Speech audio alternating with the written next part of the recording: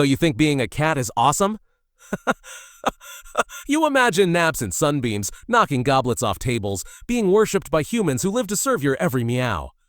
Wrong century, furball. In medieval Europe, being a cat wasn't just hard. It was hell with whiskers. One moment you're a divine guardian. Next, you're accused of being Satan's roommate. You're worshipped, then whipped, fed, then flung into the fire. This is not the age of laser pointers and tuna. Welcome to the purgatory of the Middle Ages. You're born in a barn, not a cozy cottage or wizard's tower. A damp, rat-infested barn where hay doubles as a toilet, and the smell could kill a priest. Your mother hides you under rotting planks, away from farmers who think newborn kittens are bad luck unless they're black. Then they're demonic. You're blind. You're cold. You're cold. Your siblings are biting you for milk. Half of them won't make it past breakfast. Day 1, survive. Day 2, avoid being eaten by an owl. Day 3, learn that being cute gets you nothing in a world where people still poop in buckets and throw it out the window. You learn to run before you learn to trust. That's cat law. You grow up scavenging between scraps. Sometimes you get fish heads, stale bread, or, if you're lucky, a sliver of goat cheese someone dropped during a plague panic. Other times, you're chased away from the pantry like a criminal. Meow. And guess what? You're still expected to kill rats. Constantly. Relentlessly. Without gratitude. You're both pest control and a potential pest. The dog gets a bone. You get suspicion. You work harder than the stable boy and sleep less than a monk. And still, the second you meow near the altar, you're possessed. Here's where it gets weird. Some humans worship you. Especially in earlier centuries, cats were seen as protectors. Guardians of grain. Familiars of goddesses. You're sleek, mysterious, efficient. But humans are flaky. One minute you're the reincarnation of Bastet. Next, you're a furry devil in disguise. The church steps in and changes everything. Suddenly, your moonlit strolls are signs of witchcraft. Your reflective eyes, proof that Lucifer lives behind your pupils. You become the scapegoat for every broken window, spoiled harvest, and screaming baby. The Inquisition arrives like a bad Yelp review with torches. That older woman who feeds you, burned at the stake. That boy who pets you, whipped for consorting with demons. You thrown in after her for extra holy points. Cats are beaten, burned, drowned, and hanged in public squares to make sure the devil gets the message. Black cats are the worst off. You don't blend in. You get blamed. Villagers see you cross a path. Instant panic. Bad luck. Curse. Chicken dies.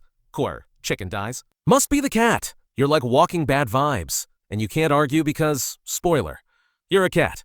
If you live in a noble's house, congratulations. You're slightly safer. As long as you catch mice and don't scare the children. You get to sleep near fireplaces and sneak onto velvet cushions. But the minute you knock over a candlestick, execution. If you meow too much, demon. If you sit on a Bible, blasphemy. You're allowed to exist. Barely. You're like a piece of living furniture with emotional baggage and sharp claws. You can't trust anyone. Not the baker. Not the priest. Definitely not the kids with sticks.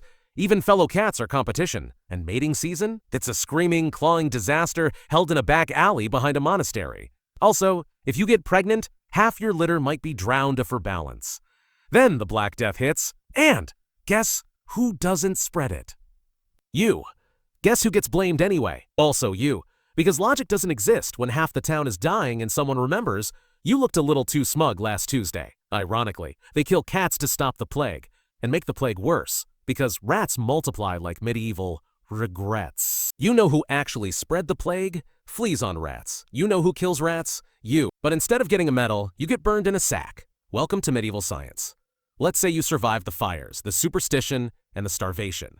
You're a veteran now. You've seen humans go from curious to cruel, from friendly to frantic. You're tired. You're tired. You sleep in abandoned chapels, sneak through burnt villages, and meow into empty night air, hoping someone tosses a bone. Sometimes, you stare into the fire and wonder, am I evil or just misunderstood? But then a rat scurries past, and instinct takes over. You pounce. You pounce. You win. And for a moment, life feels right. Then someone throws a shoe at you. Night should be your time. You can see in the dark. You own the shadows. You are the predator. But not tonight. Tonight, villagers are holding a cat bonfire to ward off evil spirits. You smell smoke from the forest. Forest. Your heart races. You hide. The air stinks of fear, fire, and stupidity. Children chant rhymes about cats bringing doom. A priest waves incense like it's bug spray. You wait it out. Curled in a hollow log. Cold. Hungry. Forgotten. One day, you misjudge a leap. You fall into a well. You fall into a well. Or a priest mistakes your shadow for a demon. Or a kid ties a rock to your tail for fun. There's no funeral. No tears. Just silence. Your body might end up in a gutter, a churchyard, or used in a charm against curses. But sometimes, a girl cries. She hides your body. Light a candle.